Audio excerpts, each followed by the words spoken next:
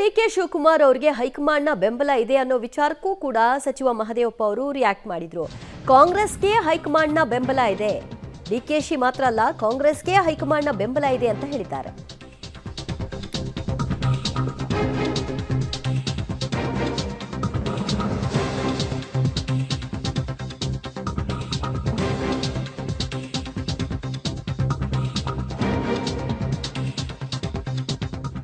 ಡಿಕೆಶಿಗೆ ಹೈಕಮಾಂಡ್ನ ಬೆಂಬಲ ವಿಚಾರಕ್ಕೆ ಸಂಬಂಧಪಟ್ಟಾಗಿ ಕೂಡ ಸಚಿವ ಮಹದೇವಪ್ಪ ಅವರು ಮೈಸೂರಿನಲ್ಲಿ ಪ್ರತಿಕ್ರಿಯಿಸಿದ್ರು.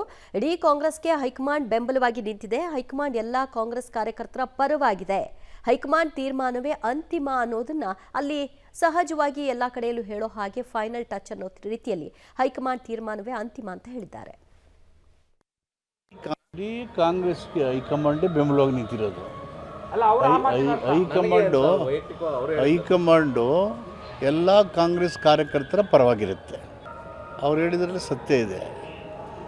ಇಡೀ ಕಾಂಗ್ರೆಸ್ ಹೈಕಮಾಂಡು ಪ್ರತಿಯೊಬ್ಬ ಕಾಂಗ್ರೆಸ್ನ ಕಾರ್ಯಕರ್ತನ ಪರವಾಗಿರುತ್ತೆ. ಅವರನ್ನು ಸೇರಿಸಿ, ನನ್ನನ್ನು ಸೇರಿಸಿ, ಸಿದ್ದರಾಮಯ್ಯ ಸೇರಿಸಿ ಎಲ್ಲ ಕಾಂಗ್ರೆಸ್ ಮುಖಂಡರು ಕಾರ್ಯಕರ್ತರ ಪರವಾಗಿ ಹೈಕಮಾಂಡ್ ಇರೋದು. ಅಂತಿಮವಾಗಿ ಹೈಕಮಾಂಡು ಏನು ಹೇಳ್ತದೆ ಅದರ ಪ್ರಕಾರನೇ ಕಾಂಗ್ರೆಸ್ ಕಾರ್ಯಕ್ರಮ ನಡೆಯಿತು.